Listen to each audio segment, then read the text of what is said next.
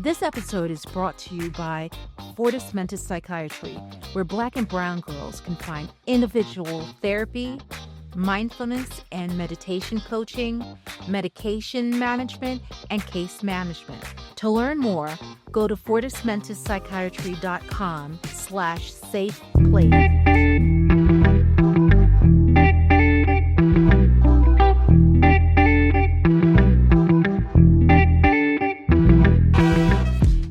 Welcome back to Safe Place for Brown Girls, the podcast where we make space for healing, for honesty, and for holding each other up. Today, we're talking about something so many of us wrestle with quietly, our relationship with our bodies, what it means to live in a world that constantly tells Black and Brown women how we should look, how much space we should take up, and how we should shrink to be accepted. I'm joined by a phenomenal guest, Brittnay Gio, founder of Brittnay Don't Quit Motivation. Brittnay is a healthcare entrepreneur, mindset coach, and motivational powerhouse who completely transformed her life.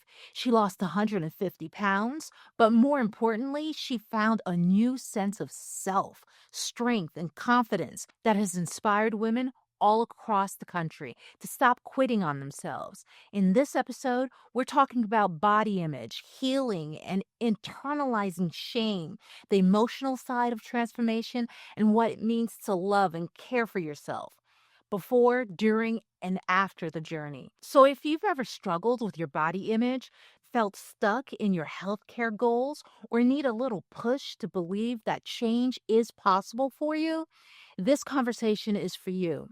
Don't forget to hit that subscribe button so you don't miss future episodes. And if you know a sister who needs encouragement today, send this her way. All right, let's jump in.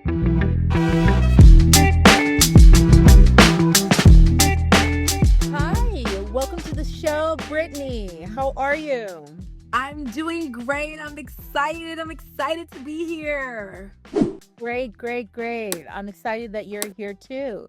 So, when did you decide to take your health and body back into your own hands? Man, probably a couple years ago, I would say around 5 years ago, I was really struggling to get pregnant. I was married and my husband, I was trying to conceive. And I realized that while trying to conceive, I had diabetes and I was very unhealthy. Highest weight was almost 300 pounds. And I didn't even know that I was dealing with all these food addictions and things. So that's when I kind of took my life back. I literally got a nutritionist. I got a teacher, and I just went at it. I had to get with a therapist and really helping me realize my triggers. And I'm an emotional eater. I eat for fun and pleasure and things like that. But around 5 years ago, we're trying to conceive a child. And I took my health seriously, and thankfully Riley is here, my beautiful 19-month-old baby. But yeah, that's when I said that there must be something to this, and not realizing I was struggling with addiction issues. It wasn't drugs, but it was food, which is the new drug as well. So around 5 years ago. Okay, and so what pushed you to say, I'm not going to quit? Listen, funny enough is when I grew up, I used to be a quitter, right? And I was someone who, you know, if I'm honest, was raised from a little bit of a toxic environment. My parents did the best that they can do, or what they were given is what I say. But yeah, I didn't have a lot of confidence growing up. I didn't, get that. And it wasn't until my brother would always kind of talk to me. He was like, but you Brit don't quit. You can do it. You're Brit don't quit. So Brit don't quit became my ultra ego when I was presenting to a health plan, when I was trying to get insurance, when I was trying to get these things that I could call on Brit don't quit and kind of hype myself up for it because, I wasn't trained to have confidence in yourself and that you can do it all. My parents encouraged me at first, but to this level I'm at right now, that kind of wasn't done. So yeah, that's how I got Brit don't quit. And I used to chant that to myself. And I said, hey, if I could just get through this and use this, mantra like Sasha Fierce, when I need to do big things, it would allow me to move forward. And it's really been instrumental and all the things I'm doing in business, things I've never done before. Amazing. So did you have a weight loss goal, or did you just say, I need to change? Man, my weight loss goal, was 150. And thankfully, before I got pregnant, I got down to that, working with a nutritionist and a therapist. And I was super excited. And then I had a baby, right? And I'm in this body that I'm still trying to figure out. So, being a working mom, a mom of, I'm a landlord, I have properties and things like that, but also giving myself grace for wanting to get back to that weight because I know I felt my best self, but then giving grace on myself for being a new mommy. So yeah, my lowest weight was the 150, coming from almost 300, maintained. I got pregnant and I'm in this body today trying to figure it out. Good, good. And before the weight loss, how would you describe your relationship with your body and your self-worth? Did not like my body, was very ashamed, was very not a lot of confidence in myself, felt like I was a quitter, fought a lot of like mental things. I was from an environment that was a little bit of a toxic environment growing up mentally. And while we had clothes and we had those things, the toxicity was at a high, and I had to learn how to unlearn a lot of things that were taught to me, so that I can become this person I am today, who can overcome obstacles, who can don't quit. Just because I want to quit doesn't mean I get to quit. And kind of holding myself accountable, being my biggest cheerleader. I've had to relearn that, but yeah, that's how we came to that. So, what did you do to lose the weight? Walk us through your journey. Yeah, so the nutritionist really helped. I started doing hit workouts. I hired a trainer. She was phenomenal. Her name is Stacy in Houston, and she really helped me, especially wanting to have a baby. I had to drop weight because I was high risk. And as soon as I got to 150, I got pregnant, right? So my husband and I was on a journey together. We wanted this baby. We wanted to complete our family working together. So getting up. And another thing that really helped me on my journey was 5 a.m. workouts. I'm such a morning person, never knew I was. So I would go to the gym or try to go to the gym after work, and it would never happen because, man, being an entrepreneur, I had a business meeting late. I could be walking out the door and the front desk girl or someone would be like, well, Brittany. And I would miss my workout. But 5 in the morning is my time. No one's bothering me. That is my time, with God for me. That is my time to recenter with me. That's the time to love on Brittany. I go to the gym and then I'm ready for the day around 6:30. So changing my workouts from evening to morning was pivotal in my journey.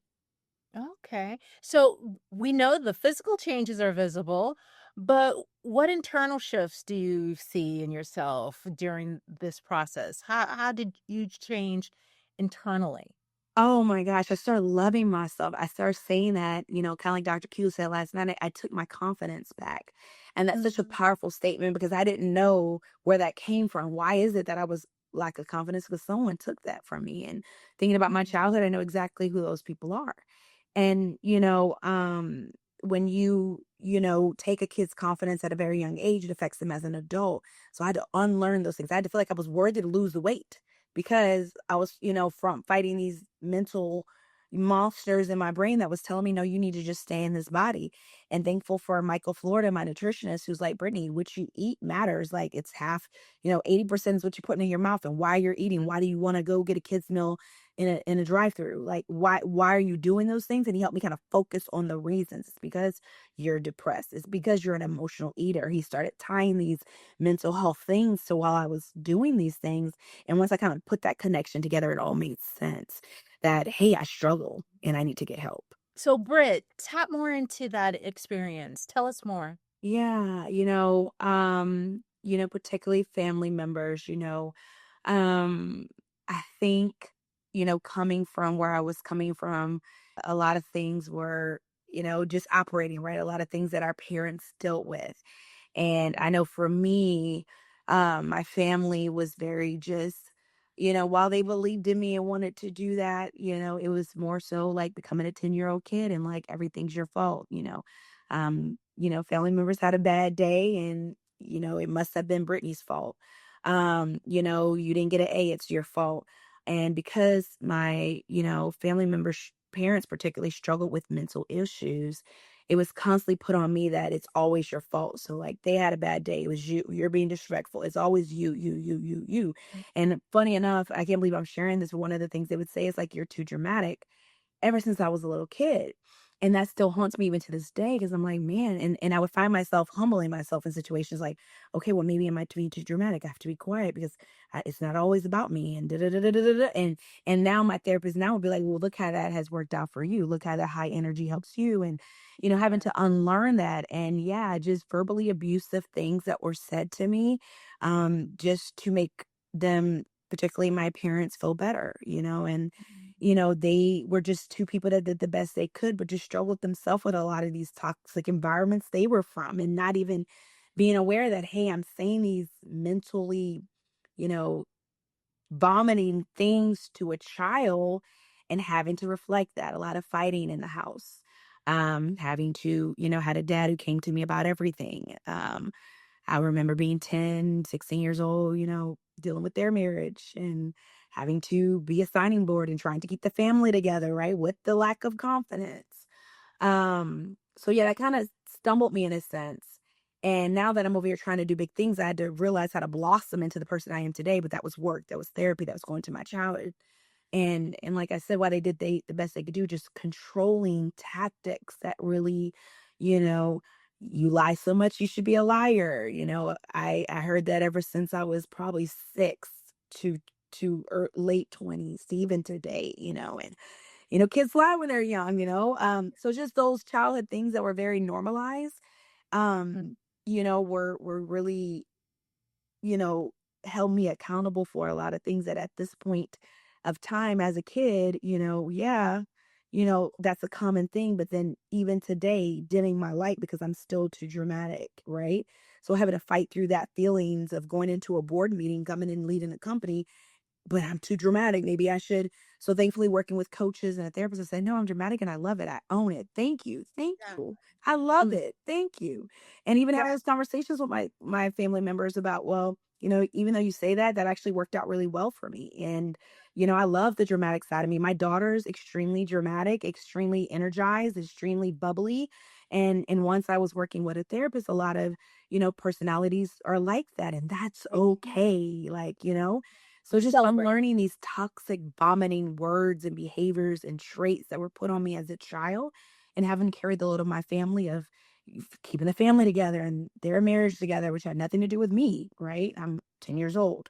Um, it's just things I want to undo and not pass those toxic behaviors to my kid and just, you know, not I would never want to. I think it was grew up in an environment of parents who just literally controlled me with those things. You're too dramatic. You're not good enough. You did this wrong. I'm having a bad day. It's your fault, Brittany. Even had to do with your job and get my mom getting fired. It was my fault, right?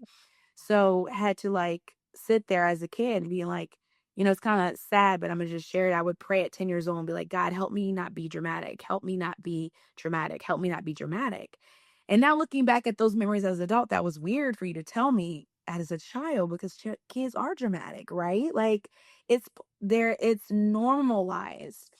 And then also just like, my mom was like, you were a very negative person. And I remember she said that to me at 10, 12, 13. And now I look back and like, well, how is a 10-year-old negative? I don't even think that connotation of that part of the brain is built yet to even know you're negative. But it's because of the things that were put on her. Had a grandmother who was, drunk Jenny, constantly found her in the street drinking alcohol.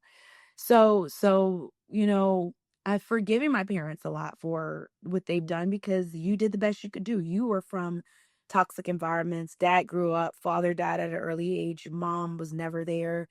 Raised himself, made himself peanut butter jelly sandwiches at 7, right? Those things have effect on you when you become a parent. And now that I'm a parent, I'm like, whoa, like this generational curses ends with me. I'm not doing that to my child, and I speak life over her. People are like, she's nosy. No, I don't even let that go. No, she wants to be aware, and she's observant. Wow, that's such a good skill.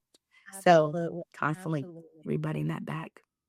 Now, how did you keep going through the hard days, like mentally or emotionally, especially when progress fell short? How did you keep going through the hard Oh days? my gosh. Support system. Number one, God for me. Um, you know, uh, my husband has been phenomenal. Keeping me pushing through. I think on times when my parents were okay, they did kind of in moments encourage, that I really think they wanted to, but like I said, they were just fighting these things, right? It's kind of like the Jekyll and Mr. Hyde. So on the days where it was a good day, it was like, oh, you could do it, Brittany, and but mostly like God and my husband. My husband's been great. I've been with him for over 20 years, almost 20 years. Got to be like 16 or something like that. But he was, from a very different childhood than me, very different child raising than me, his mom was phenomenal, taught tons of confident. Culturally, he was from Africa. I think that that was a difference in the way he was raised. He was raised in Ethiopia. I was raised here. And I always say, one of my mentors told me, like, when you met Matt, he broke that generational curse with your family, encouraged me to speak up, right? In my home, you couldn't have an opinion. So in marriage, I would get upset. And it's like, what's wrong? And I didn't learn communication. So I'm like, I'm going to just pout, shut my door, and act like you don't matter. That's what was seen in my home. It wasn't like, hey, talk about your feelings. He made me create this place where it was, comfortable for me to talk, and it's okay to talk. It's okay to communicate. We don't have to yell and fight, but that's what I saw, right? You don't love me unless you're yelling at me. And I had to relearn those things, right? So I would say my husband has been most importantly, God, but second of all, has been my husband. And I just got connected to a church, right? Found a great youth group and wrote that out, was surrounded around people that had different experiences. And I looked at them and I said, hey, I'm going to be them. I want to be them for my child. So tell me, what led you to launch Brit Don't Quit motivation and turn your personal journey into like a movement? Yes, man. I had spent so many years, when I got in started in healthcare years ago, there wasn't a lot of resources. We didn't have like telehealth, EMR system wasn't as big as it is now. And I was just trying, I actually took a $2,000 loan from my boyfriend, now husband at the time, from T-Mobile. He was working at T-Mobile. He got a scholarship. And I said, I'm going to go. I was working for someone else, making him very rich. Did not see my value. And I said, hey, I'm going to create my own. So he gave me $2,000. I went to Houston, fought very hard. It was very, very hard. I was serving tables at night. I was working a lot. I had a little investment to start the business, but it was all on me to do everything. So having to navigate healthcare without being a clinical person was extremely hard, and didn't know what these clinical things were, but I knew I wanted a clinic because the guy I worked for, he owned clinics without being a clinical person. And I made him super rich, helped a lot of people in it. And I said, hey, I have an MBA and he's not even went to college. I can do this. So it was really, really hard. Went door to door, marketing my business. I never forget. I met this other guy named Roy, knocking in door to door, and he was marketing dental practices. I was marketing my practice. And we kind of just, people just didn't see my value. I knew I wanted to help the community. I had these amazing things, but when you're first getting started in your entrepreneurship journey in healthcare, no one knows that. So I had to learn how to say 7 to 10 day follow up. Boom. I had to learn how to say is I'm gonna continue the care once you got out the hospital. Boom. Those are buzzwords. I had to learning how to talk to CEOs of the hospitals and the healthcare places, these words, because healthcare only speaks to words, right? So having to navigate that, and never forget, this lady named Kim gave me my first referral, and she connected me to the reps, and they were just looking to get started in Houston, and mental health was just coming in. I couldn't believe it, but about 20 years ago, they only had one provider in Houston, the Harris Center, doing everyone. And as you could imagine, they wait lists were 6 months, 9 months to a year. So managed care kind of came in, start bringing in these individual provider groups. So God had me at the right place at the right time. And they said, Brittnay, I'm going to give you a ton of clients. I'm going to make you a lot of money, and you're going to help a lot of people. And my first health plan was Community Health Choice. I'll never forget Ben and David. Ben ended up, committing suicide as a therapist, as a LCSW. But, David and I are still in contact, and he gave me my first contract. And I was picking up kids. I was driving hours picking up kids because the parents were like, we can't go to clinic. I was like, no worries. I'll just drive you in my bootleg car, pick them up, connect them with the therapist. We did sessions. I would go get Cece's Pizza for $5. I literally was trying my best to get the kids services so I could make a check, because that's how healthcare works. You get the client, you do the service, you bill, and get a check. And I remember the day I got my first $5,000 check. I was starting to make money, and then my clinical director says she is under psych arrest. So I said, oh my God, I never knew a therapist can have a psych arrest. So overnight, my business was gone. I had to take a sabbatical for about 3 months till I found a new director. I never forget, his name was Darren. He came at the right place at the right time. And as I was learning this, there was this girl named Leah, and she was like, oh, I'll show you how to do mental health. I gave her my last $1,600, ran off on my money, never answered the phone after that. So I was like, oh man, I'm really doing bad. And that's when I started saying, okay, if I could serve at night, I could pick up some cash. And I was making like 34,000 a year from cheesecake serving tables, crazy enough. And I was a horrible server, honestly, but it worked. And I used all that money to fuel my business, and I just started doing it. And as I got my deposits, I start prepaying my rent. So my first check was like a 5,000, 20,000, and a 25,000. I paid my rent up because I said, okay, at least I got shelter. And then I start, duplicating that same model. How do I market my business to a hospital? And I said, okay, if I get one hospital, how do I get two hospital? I get three hospital, I get four. So sometime in business, you just got to start one. But the biggest thing in entrepreneurship people don't realize is that thing in you that was like, you should just quit. You should really just go back home to Atlanta and quit. Your boyfriend, you left him. I literally made a decision in 2 days. I told my boyfriend I feel like I'm gonna go to Houston. It was 2 days. He helped me pack my house. I literally broke my lease without paying. Had to fix that on my credit because I didn't have the money to pay it. And just left, packed up and left and went to Houston, stayed with some family members to get started. And yeah, it was really, really hard. And just knowing how to find the right staff, right? Went through a lot of crazy people. Till I could say, I had even psychiatrists have issues, but I just knew if I just keep chipping, if I keep staying in this, I'll be able to do my dream. And yeah, that's how we did it. We probably have over 800 clients, maybe 900, almost 1,000 that we see in Houston and growing to that. But yeah, the biggest thing on the journey is like fighting the thought that you want to quit. This isn't going to work and having to deal with that monster every day and knowing how to calm that monster and say, no, you shut up. I'm Britt, don't quit. I'm going to make this happen. I believe in myself. And a lot of that had to do with boundaries with people, had to put boundaries with my family. It's like, you can't tell me this isn't going to work because you've never built $1 million business. So I can't listen to you, unfortunately. You've taken me as far as you can go, but I need to talk to these things. So I would reach out to mentors and I would, try to get help and things like that. But yeah, just getting myself around the right people. We say that a lot, but that is like phenomenal. You got to uproot these negative people, family too, from your life. And Yeah. I just had to put a boundaries. I'm trying to build a business. I don't need anybody who has not been a business telling me that this business won't work. Yeah, so Britt, your story is so powerful and motivational. It really resonates with me. So tell me, if a listener is hearing this and struggling to start, and what's one thing, even starting in the weight loss journey or starting their business, what's one thing you want them to hear loud and clear from you? Man, I would want you to hear just don't quit. It's so, those two little words are so powerful. And I tell them, put your name in there. Kathleen, don't quit. Tommy, don't quit. You got to really fight yourself. I knew that there was another Brit that I wanted to be, was on the other side of the rainbow, but I had to fight through hell and high water to get to her. But now that I've landed into her and I've had my confidence and I've took that confidence from people that took it from me, I move forward. So I would tell them that you're not alone. This will work and you win by default because when people give up and they say, oh, my business didn't work. No, you keep chipping. It literally has to happen because the Yes. longer you stay in it, it has to happen. Like literally. So yeah, just keep quick going in, get you a good, I'll say this before I have to off. I'm very big with morning rituals. I have 8, ritual sayings I say every morning. I'll give you a few. One of them is my energy creates my reality. I choose love over fear. I am surrounded by limitless opportunities. And I mean, I powerfully touch my heart and say that to myself 3 times. And that's before I start my day. So how you start your day matters, but also just getting those intentions.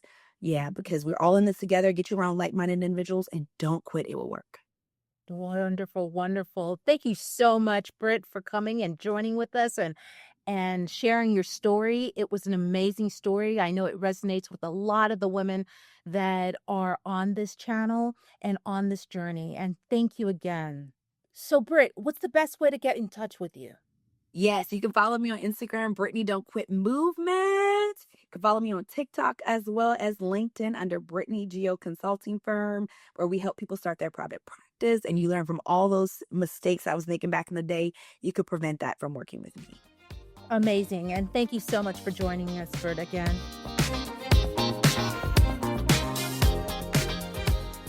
Y'all, this was everything. Brittnay Gio is living proof that transformation is possible, not just physically, but also mentally, emotionally, and spiritually. Listen, her story reminds us that we're allowed to want more for ourselves, and we're worthy of that right now. Not 50 pounds from now, not once we've hit our goal, but today. If Brittany's story lit a fire in you, Connect with her on Instagram at Brittnay Don't Quit Motivation and check out her resources and coaching programs at BrittnayDon'tQuitMotivation.com. You don't have to do it alone. And if you felt seen in this episode, please subscribe, leave a review, and share it with another brown girl who's walking in her own path towards healing and confidence. You can also connect with us on Instagram and TikTok at Fortis Mentis Psychiatry to keep the conversation going between episodes. Until next time, be kind to your body, be patient with your process, and don't you dare quit on yourself. Remember, don't quit. This episode was brought to you by Fortis Mentis Psychiatry, where Black and brown girls can find individual therapy, mindfulness and meditation coaching, medication management, and case management. To learn more, go to fortismentispsychiatry.com/safe place.